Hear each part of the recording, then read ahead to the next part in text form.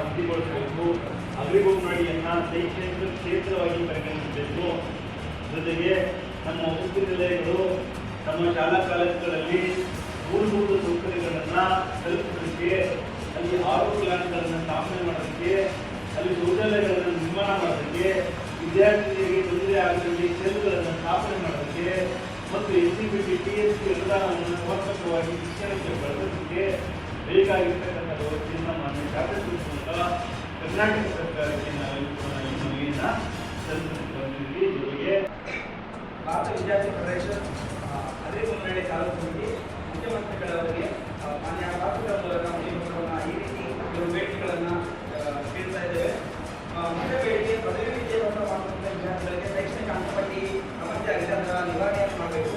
ಅಗ್ರಿಬೊಮ್ಮನಹಳ್ಳಿಯಲ್ಲಿ ಸರ್ಕಾರಿ ಸ್ನಾತಕೋತ್ತರ ಕಾಲೇಜುಗಳನ್ನು ತೆರೆಯಬೇಕು, ಸರ್ಕಾರಿ ಇಂಜಿನಿಯರಿಂಗ್ ಕಾಲೇಜನ್ನು ತೆರೆಯಬೇಕು, ಸರ್ಕಾರಿ ವೈದ್ಯಕೀಯ ಕಾಲೇಜು ಮತ್ತು ನರ್ಸಿಂಗ್ ಕಾಲೇಜುಗಳನ್ನು ತೆರೆಯಬೇಕು, ಸರ್ಕಾರಿ BEd ಕಾಲೇಜುಗಳು ಮತ್ತು ಡಿಪ್ಲೊಮಾ ಕಾಲೇಜುಗಳನ್ನು, IT ಕಾಲೇಜುಗಳನ್ನು ಸರ್ಕಾರಿ ಕಾಲೇಜುಗಳನ್ನಾಗಿ ತೆರೆಯಬೇಕು ಮತ್ತು ಸರ್ಕಾರಿ ಶಾಲಾ ಕಾಲೇಜುಗಳಲ್ಲಿ ಹೆಚ್ಚುವರಿ ಕೊಠಡಿಗಳಿಲ್ಲ, ಹಾಗಾಗಿ ಹೆಚ್ಚುವರಿ ಕಟ್ಟಡಗಳಿಗೆ ಅನುದಾನವನ್ನು ಬಿಡುಗಡೆ ಮಾಡಬೇಕು.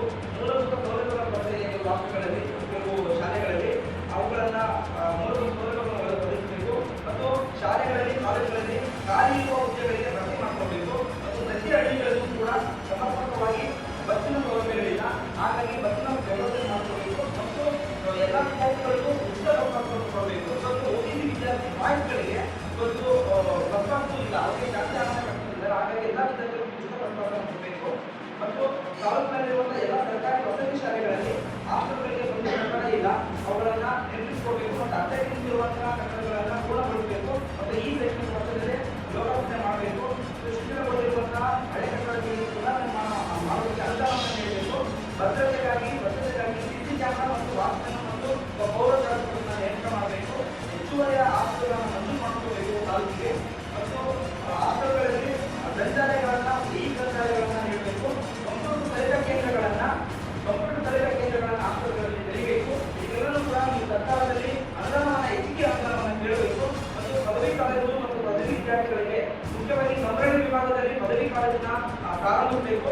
ಪದವಿ ವಿದ್ಯಾರ್ಥಿಗಳಿಗೆ ಲ್ಯಾಪ್ಟಾಪ್ ಕೊಡಬೇಕು, ಗ್ರಂಥಾಲಯ ಮಾಡಬೇಕು, ಗ್ರಂಥಾಲಯಗಳಲ್ಲಿ ಹೆಚ್ಚುವರಿ ಪುಸ್ತಕಗಳನ್ನು ಕಾಲೇಜುಗಳಲ್ಲಿ ಕೊಡಬೇಕು ಮತ್ತು ವಿದ್ಯಾರ್ಥಿಗಳನ್ನ ಸರಿಯಾಗಿ ಸಮರ್ಪಕವಾಗಿ ಇನ್ನೂ ಕೂಡ ಎಲ್ಲ ವಿದ್ಯಾರ್ಥಿಗಳು ಸಿಗ್ತಾ ಇಲ್ಲ, ಹಾಗಾಗಿ ಎಲ್ಲರೂ ಕೂಡ ಸಮರ್ಪಕ ಜಾರಿಯಾಗುವಂತೆ ನೀವು ನೋಡ್ಕೋಬೇಕು.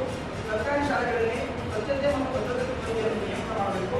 ಶಾಲೆಗಳು ಮುಖ್ಯವಾಗಿ ಶಿಥಿಲಗೊಂಡಾಗಿ ಅನೇಕ ಶಾಲೆಗಳು ಹಳೆಯ ಕಟ್ಟಡಗಳಾಗಿದ್ದಾವೆ, ಅದನ್ನು ನವೀಕರಣ ಮಾಡಬೇಕು ಮತ್ತು ಶಾಲೆಯ ಸುತ್ತಮುತ್ತ ಐಮಾರ್ಕ್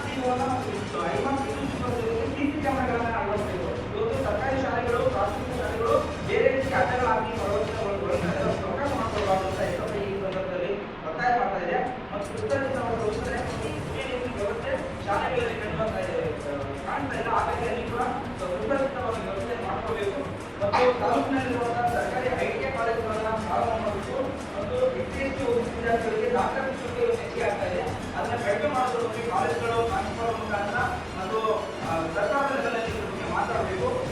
ತಾಲೂಕಿನಲ್ಲಿ ಪ್ರತಿ ಶಾಲಾ ಕಾಲೇಜುಗಳಲ್ಲಿ ವಿದ್ಯಾರ್ಥಿಗಳಿಗೆ ವಿಶೇಷವಾಗಿ ವಿದ್ಯಾರ್ಥಿಗಳಿಗೆ ಲೈಂಗಿಕ ಕಿರುಕುಳ ತರಬೇತಿಯನ್ನು ನಿರ್ಮಾಣ ಮಾಡೋದಕ್ಕೆ ಮಾತಾಡಬೇಕು ಮತ್ತು ತಾಲೂಕಿನಲ್ಲಿ ಜಾರಿ ಮಾಡಬೇಕು.